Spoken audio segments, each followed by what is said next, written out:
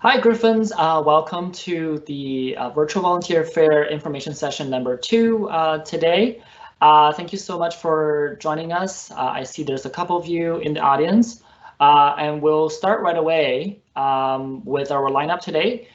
Today joining us, we have 4 partners from different organizations.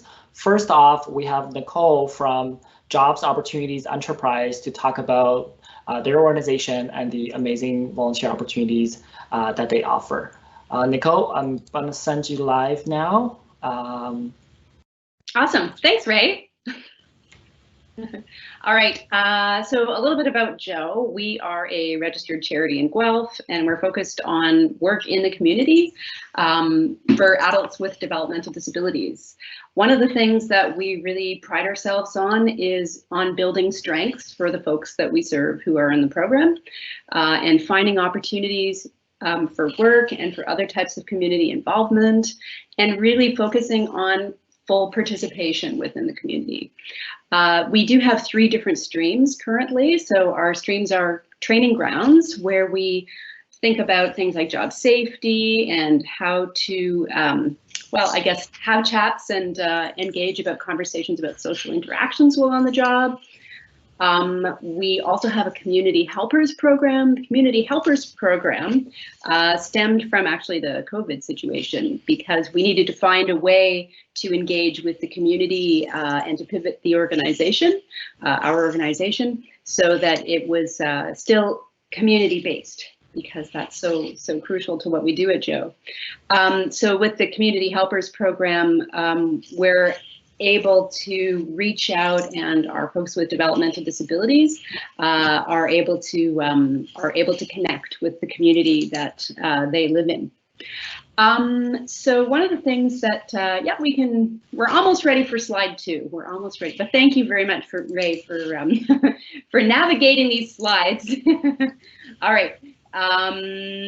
Okay, so our organizational values. Our organizational values are collaboration, inclusion, independence, innovation, lifelong learning, respect, and sustainability. So by sustainability, we're talking about sustainability as an organization, as well as reducing our carbon footprint. That was something that was very challenging to do as a cafe, actually. Now we can move on to slide 2. Yeah, so a little bit more about us. We started in a parking lot, actually. It was a very small grassroots organization, started with a number of families. So the families got together and they were looking for opportunities in the community, specifically work-related or job-related opportunities in the community for their kids who had developmental disabilities. And so with a little bit of help from Planet Bean, they were able to start these original 8 families were able to start a cafe. And it started as a parking lot cafe, and then eventually we moved into the library, the Guelph Public Library downtown, and we moved into Westminster Woods in the South End at Clare and Gordon, and we went into the Dawson Road Medical Building. And so it gave, I think at one point we had over 20 folks who were working at Joe and connecting with people in the community with a warm cup of fair trade organic coffee. So eventually more people joined the team, and some folks went on to find part-time work through the connections they made to the community. So that's that community piece and why it's so important. And some people decided to stay with Joe and that they liked that environment instead of moving on to other things. And some people decided to do both. So they had part-time work and they worked with Joe in different roles at Joe. Okay, so I think we're ready to go to the next slide. Post-COVID, we closed our coffee shops, like so many other businesses, and that really left us with, you know, what do we do now kind of situation. And so the library was closed down, the medical centers were closed down, and we're still not actually back at our locations, which isn't, you know, it's sad in a lot of respects for our participants, for the baristas who worked at those places, but we've really managed to continue as an organization, and I think that our community component is even stronger now. So let me tell you about that. We launched the Community Helpers Program And part of this was to say, hey, we're still connected, we're still part of our community, and we still want to get to know you, and we want to help you out. We want to help out in the community. So the picture that you see there in the middle is Ranju, and Ranju kind of started a lot of these things and sparked a lot of interest in folks. So Ranju ran a cafe out of his home, where he sold biscuits and sandwiches and coffee and to his family, and they raised money for the Guelph General Hospital, which was super cool at the beginning of COVID. We also had a rock painting campaign. You can see some of those rocks there, and then things really grew from there. We had some contact and were involved with the Wellness Box project through the community company, which was super cool as well. And we made love notes. You can see them in the top little square there that went out to members of the community who had love boxes. In the bottom square, this was our probably our biggest collaboration so far. It's with the Guelph Children's Foundation, and what our folks did is we met online, or we continue to meet online as well, and we thought of all these different ideas. Our baristas thought of all these different ideas of things that could go in fun sheets that were mailed out through the Guelph Children's Foundation to people who received food boxes from them. So that was super cool, and it continues to go on. So we're promoting community involvement, we're connecting with folks, we're trying to help out, and we're really promoting disability culture in a lot of ways, because all of the things that come on the fun sheets are things that are coming directly from our Joe baristas. So I think that's another really important part of this, is that self-determination piece. So we're still getting our fun sheets out. They're sort of like the big new thing.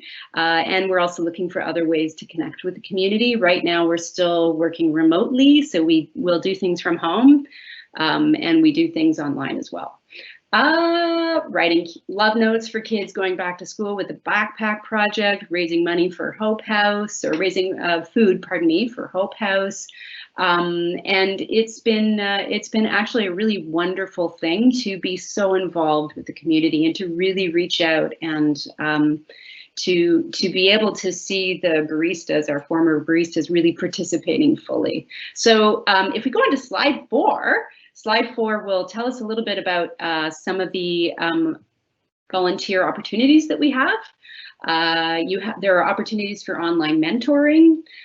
There are program development opportunities, if that's kind of your thing, as we develop further training grounds opportunities. We had a summer student who helped us host the training grounds sessions in the summer, and that went over really, really well. So we would love to continue that and grow that program.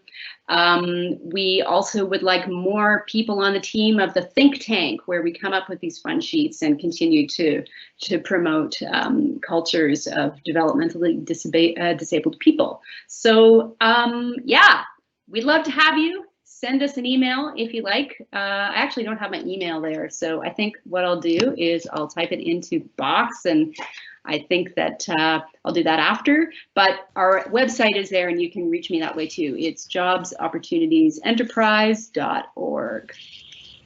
Thanks. Awesome. Thank you so much, Nicole. Those are some really amazing opportunities with Joe. I don't see any questions so far in the Q&A box, but I do have one quick question for you. Yes. If you were to sort of summarize some of the benefits, some of the biggest benefits working with you folks for volunteers, what would be some of those benefits, especially if you're thinking of engaging with students from U of G? What can they expect to get out of volunteering with you folks? So I think what our volunteers have benefited from in the past is building relationships in the community. That's always a benefit. Knowing that they're helping folks out, that's another big benefit. And I guess like the big one is experience. As we reach out to different types of people that are in the community, It allows us to engage with people maybe in a different way than we might engage otherwise. And the experience of doing things like research projects, because we do have some research projects that we could use some help with. Small research projects, not anything like, you don't have to write an essay and that sort of thing. But I would say the experience is probably the biggest thing. Mm-hmm. Thank you. And just another follow-up question. I'm not going to put my camera on, but there's a couple different ones that you mentioned about online mentoring, program development, community outreach, special projects. What are some of the, I know time constraint can be a huge barrier for students, at least a perceived barrier. What are some of the flexibility or different level of commitment that they can expect from these different volunteering opportunities? Are they all sort of long-term, short-term, one-off? Do they have like options if somehow like halfway in the semester they're like, oh, I can't commit to this anymore? Would they still be able to stay with you even if they start off with something more long-term and then maybe have to switch halfway? That's a great question. Thanks, Ray. So we do have with the there's synchronous sessions on Tuesday mornings, coffee chat sessions where it's sort of like the think tank of the whole thing. And there are other synchronous opportunities where we are dealing with sort of real-time situations, but then there are other sort of smaller, and I think like the thing about the synchronous opportunities is, it's 1 hour a week, but it's a chance to build those relationships with folks. And that's why those kinds of opportunities would be longer term commitment. But if you're looking for shorter term commitments and you want to help out, and that would be great too. I think that the research projects could be shorter term commitments. So gathering resources about, say, other organizations that offer job training for folks with developmental disabilities. There are some shorter term projects as well. If you like researching or if you are interested in getting involved that way. Awesome. Thank you so much, Nicole. And that's all the questions I had. And there hasn't been any new questions come in. So folks, if you're just tuning in now, there is a Q&A box where you can engage with us through asking questions, and we'll see your question right away, and we can answer them throughout the event. So make sure you use the Q&A box to engage with us. Awesome, Nicole. Thank you so much. Next, we have. Thanks, Ray. Thank you. We have Barb from North End Harvest Market. Barb, I'll now put you on live. Just 1 second. And the floor is yours.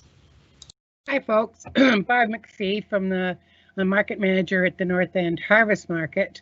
What we do here is we give fresh fruits and vegetables free to low-income families with no stigma or information attached. We ask for your name, address, and phone number because we figure if you're hungry, you're here. Back in 2014, the organization kind of started as a little project because the north end of Guelph was a virtual food desert.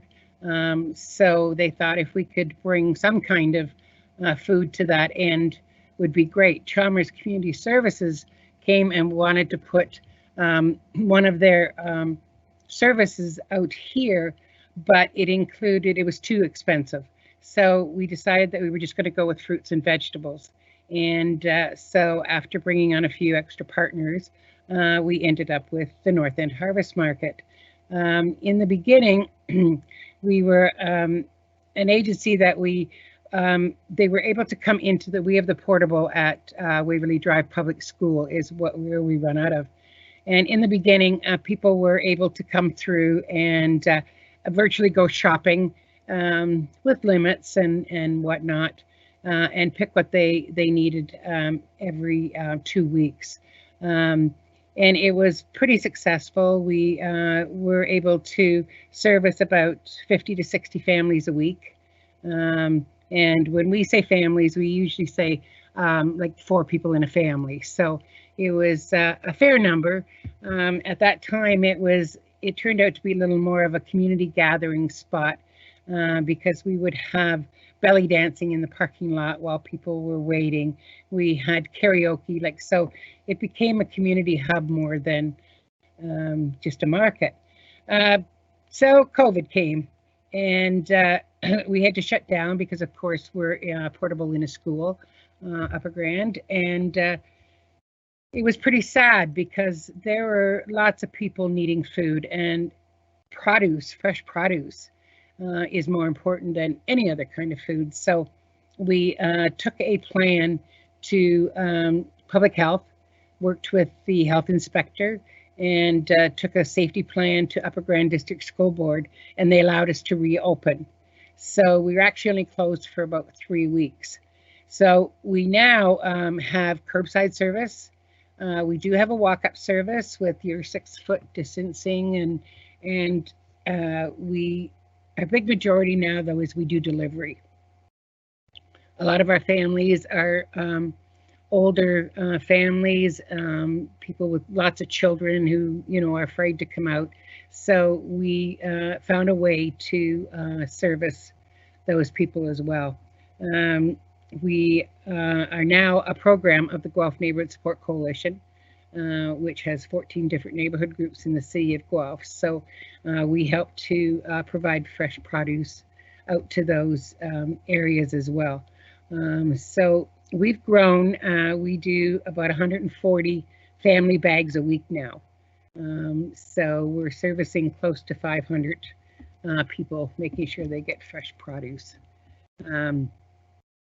That's pretty well it for now. We are only allowed in our small space with public health to have 5 people in our place at once. And so we have volunteers that come in and pack the bags Tuesdays. We have free bread. We get bread from Cobb's bread. Every evening they give their bread to certain charities. And so we are able to pick that up, and we bag it up and give it out with the fresh produce. And so we have volunteering opportunities to help pack that. And we do have driving opportunities. But right now we're pretty well full. The other thing that we do look for is, because we're a small organization, one staff person and the rest is run by community, is looking at outreach, is looking at updating pamphlets. Is we don't have a website, all we have is a Facebook page. So there are all kinds of opportunities that we offer for that piece of the North End Harvest Market. I think I've covered pretty well everything. Thank you, Barb. I'm just gonna keep you up there and then ask you a couple questions. It sounds like you're doing pretty well with volunteers supporting the market so far. But if there's a possibility of having more needs in the future. So would you say those opportunities are pretty flexible in like how much you commit and how often you come out? Or like how does the scheduling sort of works usually? Yeah, so right now we have basically our 5 that come out to pack the bags, but we also have a list of backups, right? So if I get a phone call, and we got a phone call this morning, 2 of them couldn't come, there was a dentist appointment. So we have a backup list that we can go to and to fill in. So we're hoping that when we get back to normal, that it'll go back to the way we were before. And we actually had volunteers in pretty well. We had a volunteer for every fruit and vegetable. So when the people come through, there was lots of conversation, and so we're hoping those opportunities will come back soon. But right now, it's fairly limited. Awesome. Thank you. And if students are interested in either supporting you through those volunteer opportunities or wanting to reach out to help you with the outreach piece, how would they best reach you? Okay, the North End Harvest Market Facebook page. Okay. They can reach me there. My phone number is 519-835-1016. And my email is oldbatchat @yahoo.ca. Okay. They asked me to make that a little more professional, but I've had it for 15 years, so I didn't want to change it. Well, it just certainly is not an email that's easily forgotten. So I'll share that right after this. Thank you so much. Thank you for having me. Awesome. Folks, if you again have questions, please ask those questions in the Q&A box, and all of the presenters will stay in this meeting until the end. So if you have any questions for the folks who already presented, feel free to ask those questions and we can answer those for you. Awesome. Next, we have Yoonhee from Out on the Shelf. And Yoonhee, the floor is yours, and you're still muted at the moment. Okay. Hi, everyone. So my name is Yoonhee. I'm here on behalf of Out on the Shelf. So I am a volunteer chair there, and I'm really excited to tell you about what Out on the Shelf, or OOTS, does and the different ways you can volunteer with us. So OOTS is a not-for-profit organization. We're located at 42 Carden Street, so in the 10C building on the second floor. Yoonhee, sorry to interrupt. Yes. Do you mind sharing that slide with you so I can put it up? Oh, are the slides not understood? Okay. No problem.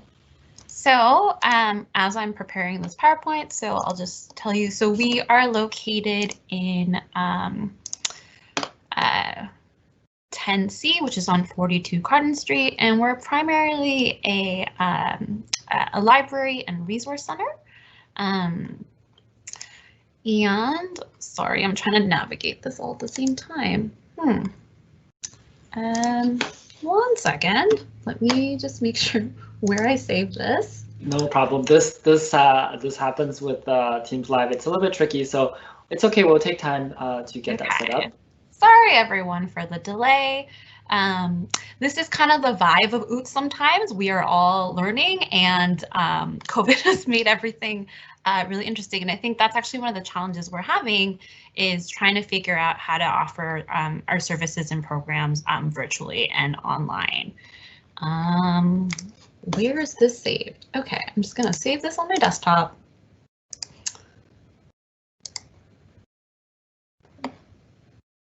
How does this work? Okay. And sorry. And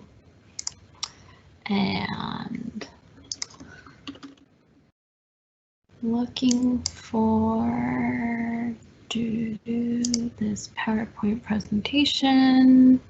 And then you would just share your desktop with me, and then I can project it onto the live screen.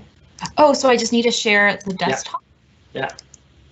Okay, let me try that again. There you go. I see that. Okay, so you know what? I guess the sharing wasn't working before. Okay, now your PowerPoint as well as your video is live. Awesome. Okay, so hi everyone again.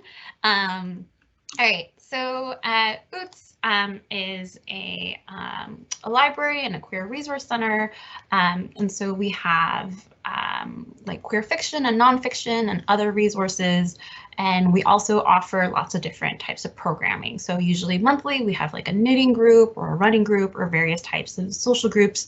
So basically we're an organization where we want queer folks and allies in Guelph to like connect and have a welcoming and inclusive space. One thing that I think is really special about us is that we are completely volunteer run, and so we rely on other folks' skills and experiences and ideas. So in general, Out on the Shelf is sort of run by 5 different committees. One of the big committees is Guelph Pride. They run the Guelph Pride Festival, so usually in the winter and spring. This past spring, we ran a virtual Pride for the first time, and I think we're probably gearing towards that as well. And I know that they are currently looking for volunteers right now. So if you're interested in sort of working on a festival, so maybe more of a short time commitment, or like working on an event, the Guelph Pride Committee would be really interesting to join.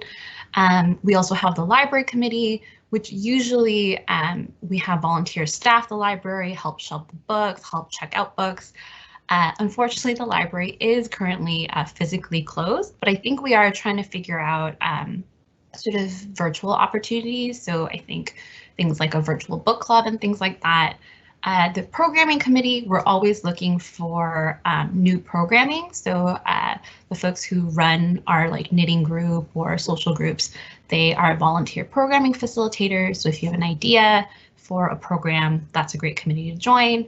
If you're interested in like social media or communications, our marketing committee is always looking for folks.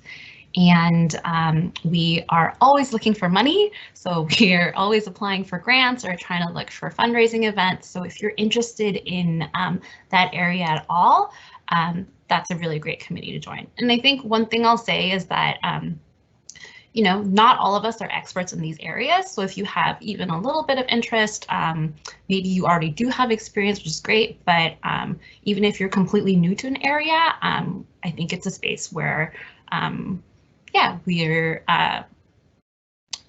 here to sort of like, you know, learn from each other and things like that and explore.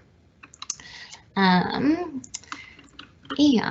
I just want to plug a volunteer opportunity that's going on tomorrow morning. So as a volunteer chair, I think one of the things that I want to focus on this year, because of sort of this weird environment we're in, is to really increase volunteer engagement. So we really want to focus on connecting with existing and new volunteers and make sure they feel plugged in and connected. And so we used to have a volunteer newsletter, which has kind of fallen away. And so we kind of want to revive that. And I would love to get folks' ideas if you have any design skills, or if you're really good at writing or communicating, or if you just have ideas about, you know, what are things that a student volunteer might be interested in. Yeah, I think you can register still for the activity tomorrow. But it's at Wednesday at 10 to noon. And if you can't stay for the whole time, that's completely fine as well.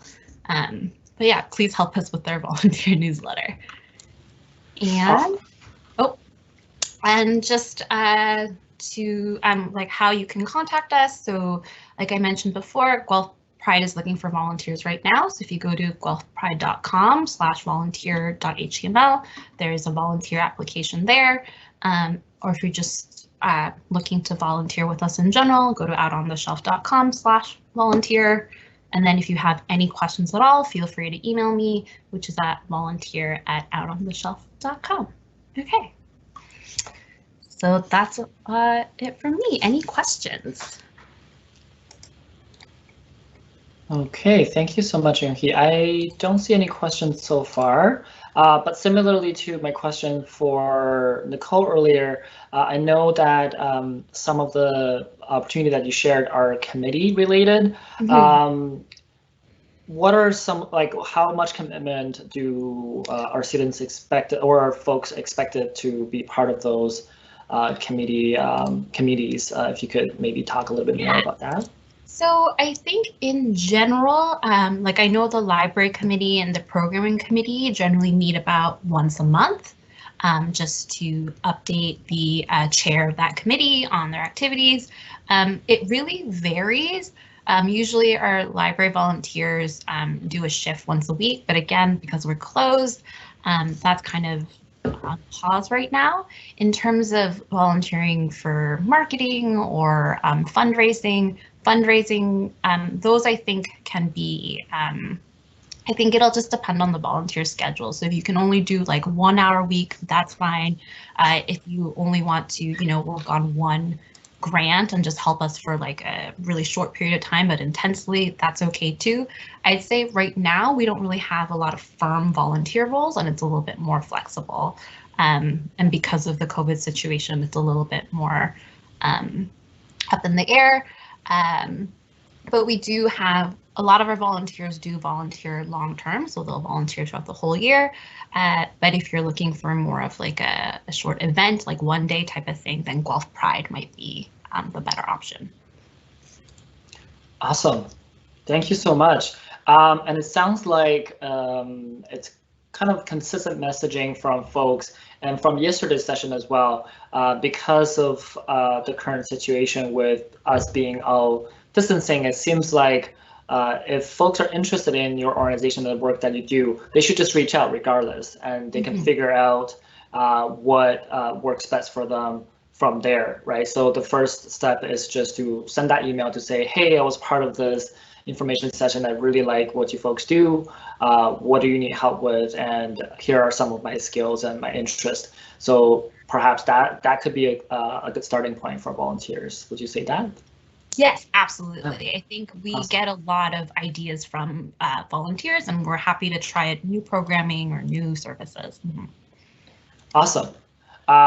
Great. And that's all the questions that I have for Yoonhee. Thank you so much for your presentation, and we'll stick around again. And if folks have more questions for Yoonhee or for any other folks presented earlier, feel free to drop in your questions in the Q&A box. Thank you, Yoonhee. Okay, and next we have Sam from the Sustainability Office, which is actually on campus at U of G. So Sam, I'm going to send you up, and please unmute yourself, and the floor is yours. Perfect. Thank you so much, Ray, and hi everyone. So yes, my name is Sam. I work at the Sustainability Office here at the University of Guelph, which is you're probably now asking, what is the Sustainability Office? Which is probably the question I hear the most. Sustainability is a very broad word. So kind of what we focus on at the University of Guelph is reducing our campus's greenhouse gas emissions. So whether that's through greening our campus fleet or retrofitting existing buildings, putting in codes for and standards for new buildings, or kind of managing all of our waste management and resource recovery. So a lot of what the work we do is actually kind of behind the scenes. So whether it's heating in your building, or if it's what happens to the food that you buy from hospitality services, a lot of that behind the scenes stuff is kind of what our office deals with, and making sure all the operations on campus are as sustainable as possible, which is really amazing because there's so many opportunities for yourself to get involved with us here on campus. And just like many of the groups here as well, we're pretty flexible when it comes to volunteering, because we are very much focused on providing students with opportunities to kind of develop as leaders. I actually started as a volunteer helping and worked my way into a role composting, and now I worked my way into a role actually running digital communications and engagement by kind of working my way around through volunteering. So I definitely recommend volunteering, first of all, and then second of all, getting kind of involved and helping shape what you want to do is something that we really kind of strive for at the Sustainability Office. Some of the programs that we offer are something like the Sustainability Ambassador Program. So Sustainability Ambassadors you'll probably see in a lot of our marketing, and if you've ever been like, what is that?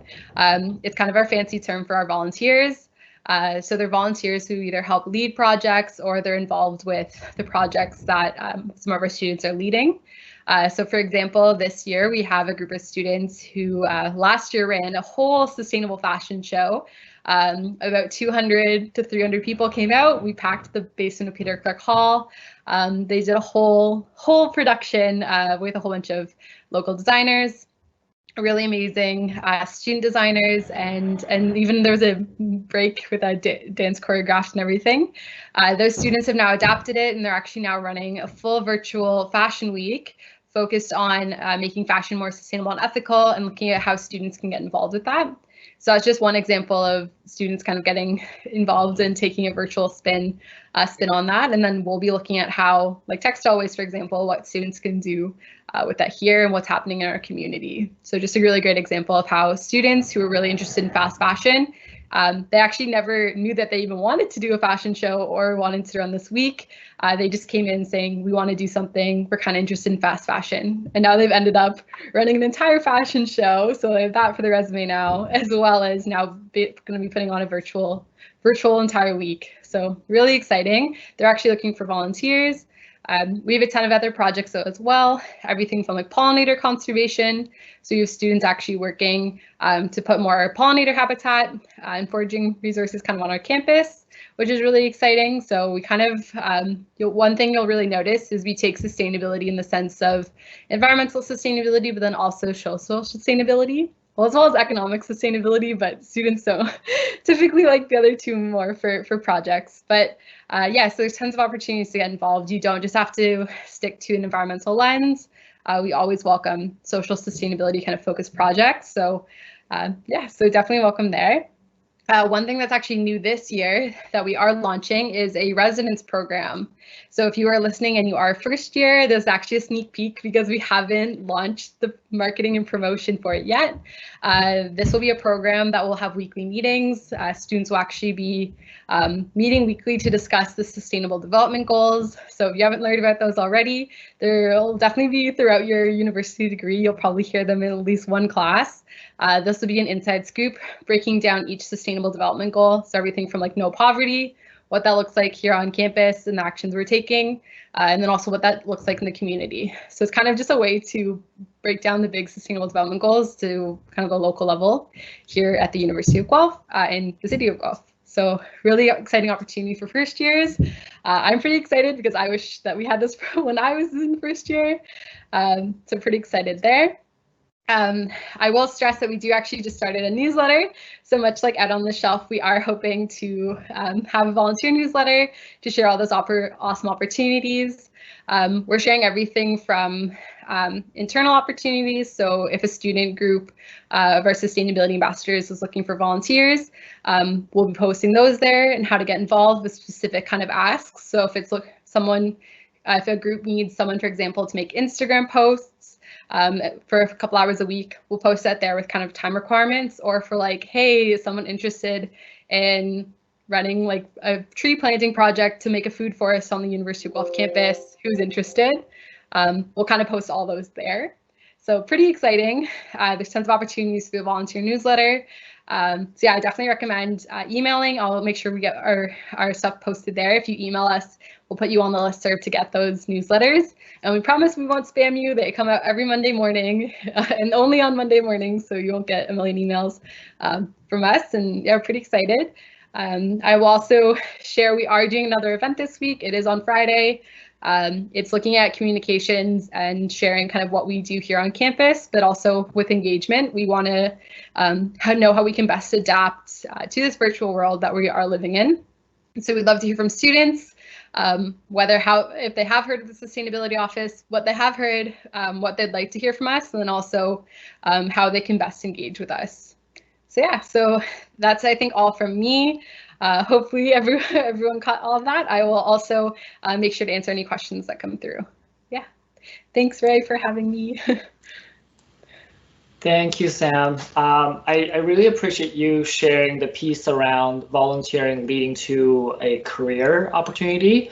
I'm not saying that it's guaranteed every time you volunteer, but it definitely opens up conversations and opens up opportunities along the way. And you also mentioned something around students not knowing that they're actually interested in fashion or running a fashion show. And I think part of the university experience is not just the academic piece, but also trying different things that you never thought you would be sort of interested in or even have the skills for.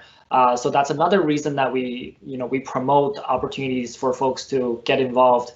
Something like volunteering, but there's also tons of other opportunities on campus, either paid or unpaid, but all of them sort of serve the function of helping you find out what are you passionate about, where your skills are, where do you need more improvement. So yeah, joining different opportunities like volunteering is a great way to explore yourself that way. I had a question for you, Sam. You talked about the residence program, which I know it's top confidential secret right now, but if you could share more, where would they find that information when they become available? Where should students stay up to date? Yeah, definitely. So it will actually come out tomorrow. So a bit of a sneak peek. It is coming out tomorrow. We'll be sharing it all over our social media pages, as well as residents will be blasting it through all of their channels. So if you are connected to either residents' social media, or you can follow us, and we'll make sure that you'll definitely see it there.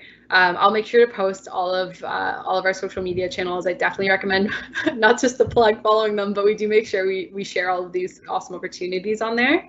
And yeah, I'll just reiterate, yes, it's that's definitely what I recommend with volunteering. Obviously, can't guarantee everyone that might directly get into a position from volunteering, but it honestly is a really great way to learn what you like doing. It's also a great way to learn what you don't like doing. So you learn a lot of that fun stuff. I actually, funny enough, before starting at the sustainability office, I didn't even have a Facebook account, and now I end running digital communications because I got really into running communications by volunteering in the role. So you never know what you might like. So if you're kind of interested in something or anything you heard from any of the organizations, I definitely recommend giving it a try. Try there. Yeah. So I'll make sure to post that. But yeah, thank you. Thank you, Sam. Sorry, pardon me, folks, if you hear the barking dogs in the background, but that's also part of the COVID experience. I'm sure you've heard many pets barking in the background. He's a little bit anxious, so I will have to go check out what's going on in a bit. But there was someone who asked the question to you, Sam, what would be the email? So I see Sam replying now. Yara, you will receive that email from Sam shortly. Perhaps I should, before I end the session, ask if there's any more folks with questions. The Q&A box is open now for all questions to any of the partners who just shared their great opportunities. Yeah, please send in your questions. While we wait, just want to maybe throw back another question to all the partners. What if you have one tip to tell our students, especially those who are not too sure about how to get involved in the community, what would be your tip for them to get out there and get connected, either with your own organization or just with the community in general? Maybe I'll ask Nicole first. So the question was about how to connect with people in the community if you're not sure where to start? Yeah, like tips of around like, I guess you can share about how, but also like why would they connect? Because I find students a lot of times don't prioritize volunteering or see volunteering as a valuable experience. And I already asked a little bit earlier about the benefits, but maybe just a little bit more connection there, just for folks to understand some of the benefits that they might not think of getting involved with the community. So we have experienced, like we've had volunteers from the University of Guelph for a few years now, and what we've found is that most of the people who come to us are coming from maybe psychology. Some people are interested from hospitality, and they're interested in working with specific populations or seeing, I think a lot of them, well, actually, a lot of them liked the experience of running a cafe and working with people that way, right? And so the cafe was awesome, but we're changing things up as everybody else is.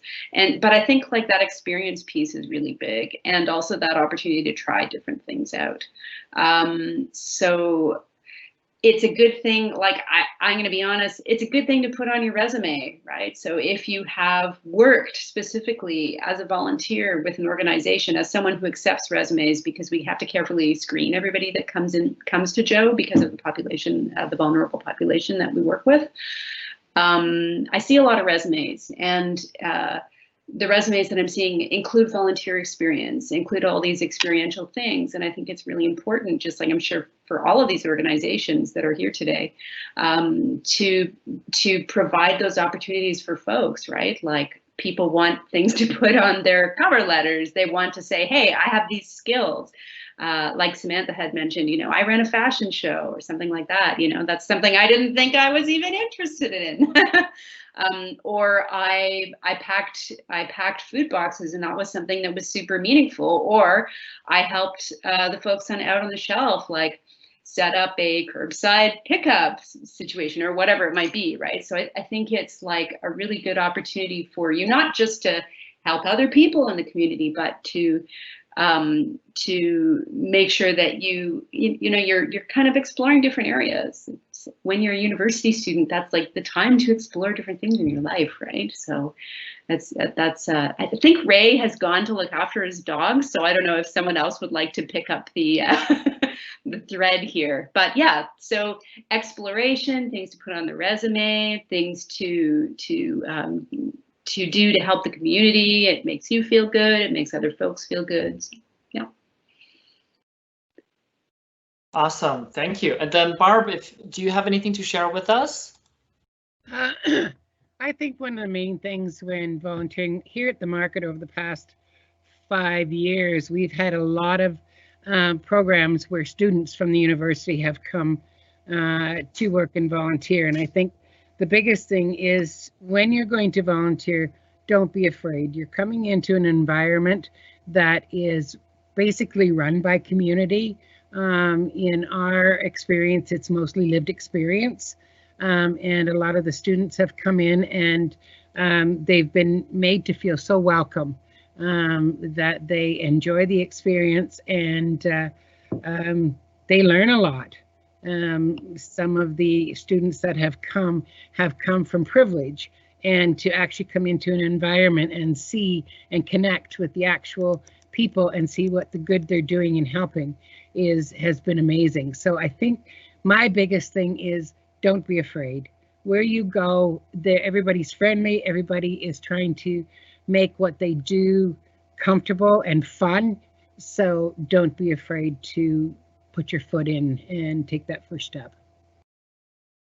Thank you, Barb. I really appreciate the piece around providing perspective.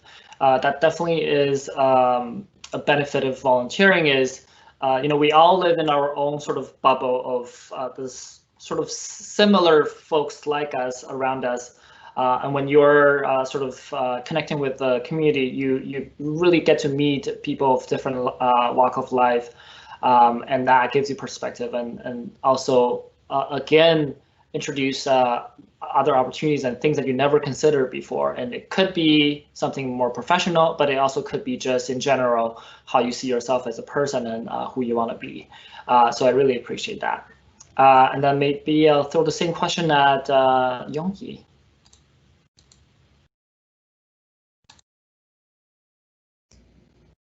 Technology and I are not doing well today.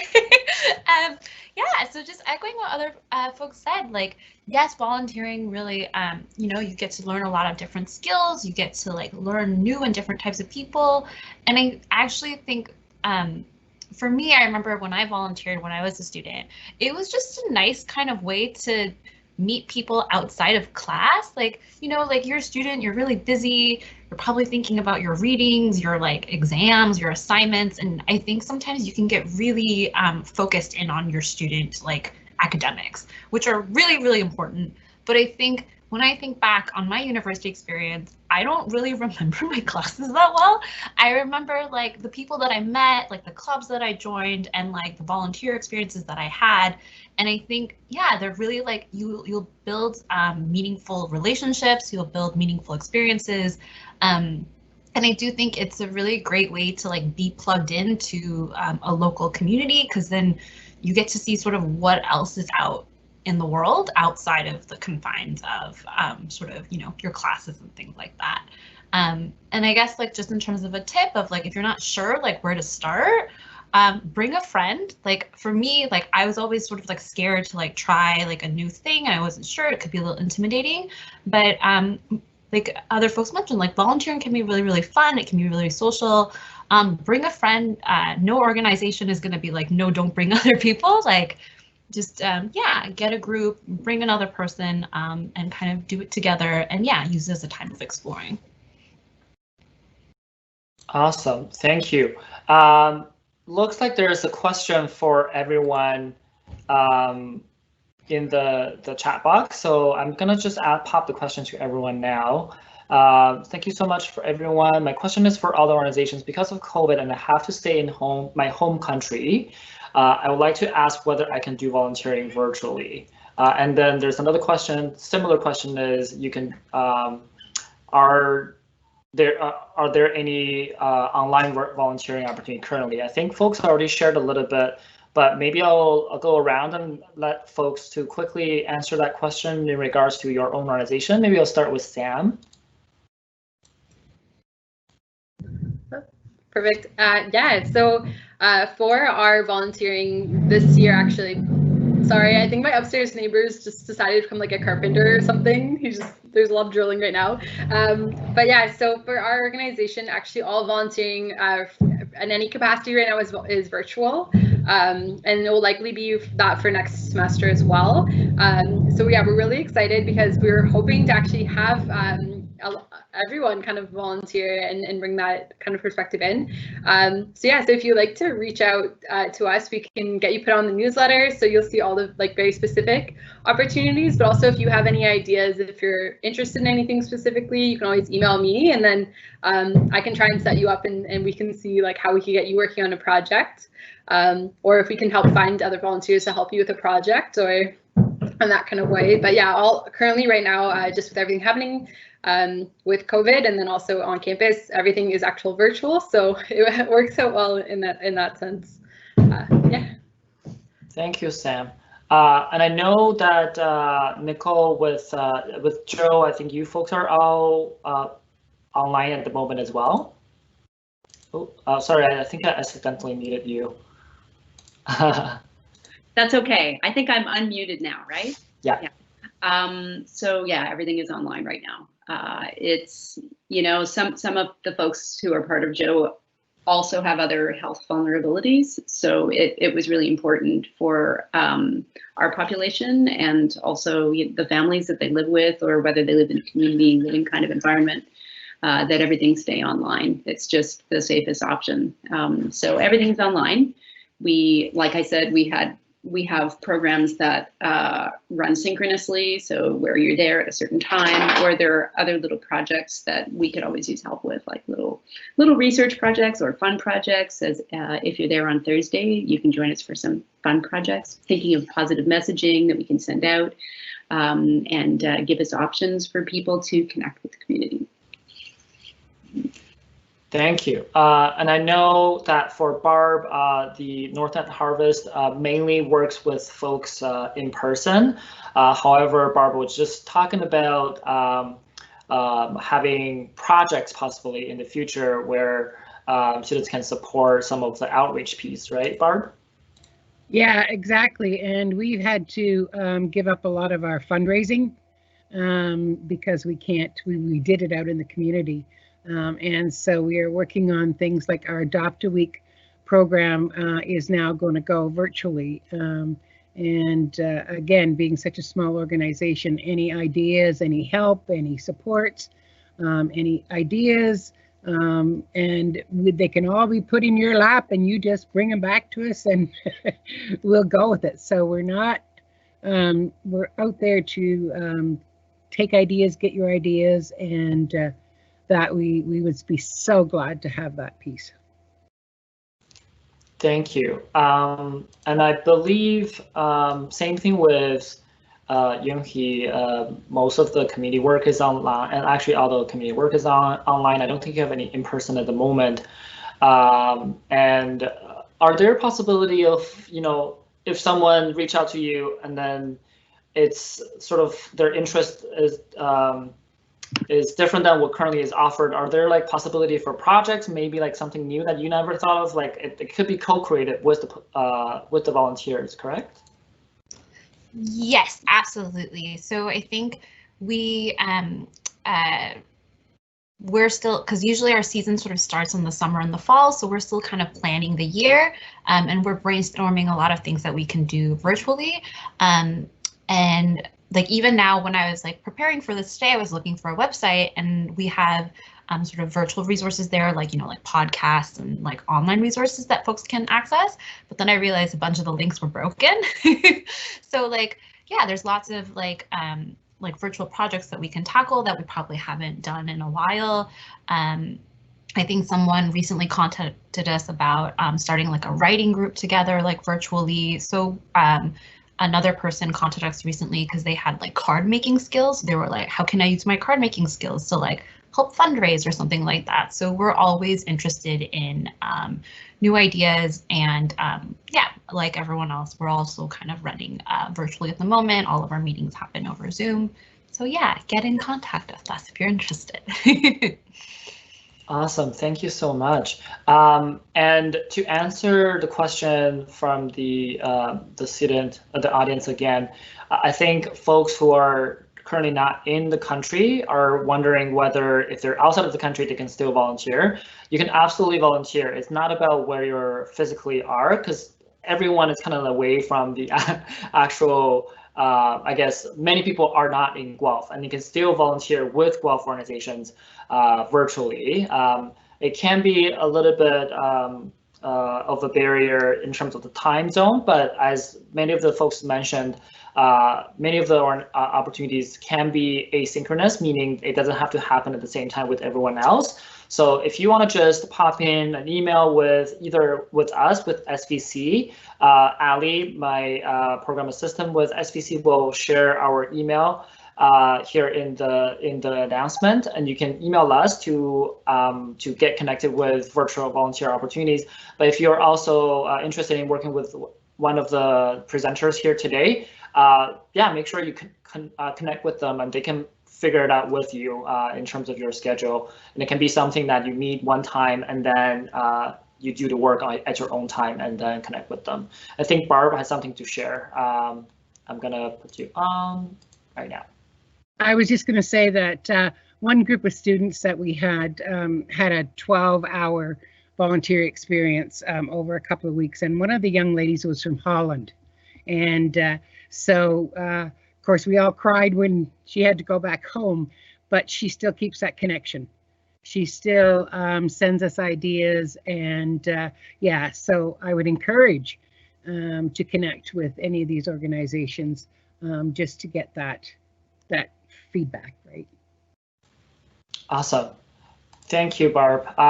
Yeah, I think COVID almost offered this unique opportunity for us to connect more, because everyone is sort of longing for this connection. And because it's virtual, if technology is not a barrier for you, it does allow some more connection in the sense that you can connect anywhere you are in the world. But if that is a barrier for you in terms of technology, do reach out to SVC. We can see if there's other ways we can support you. There's other ways we can engage with you. So send us an email. We can help you from there. We also have subsidy within our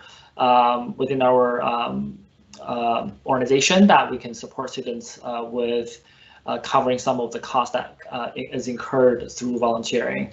And then Ali also shared that in addition to connecting with with local organizations, we also have resources that can help you connect anywhere you are, mainly in Canada. But if you're outside of Canada, you can still, again, work with Canadian organizations virtually, right? So they're actually a lot of organizations are switching to online programming now. It could be a program, it could be a project, but they are virtual opportunities. So reach out to us, and we'll help you connect. I think that's the end of our session. If we don't have any more questions, any other folks have anything to share that I've missed?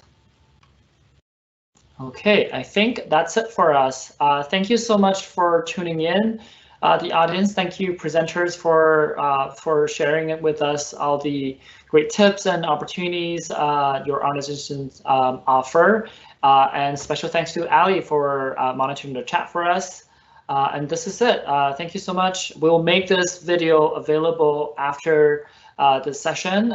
Make sure you go on course link to self-register to SVC page, and you'll see a recording of this. share with your friends, and yeah, hopefully you folks can all stay connected through this strange and interesting time that we all live in. All right, thank you, folks. We're signing out.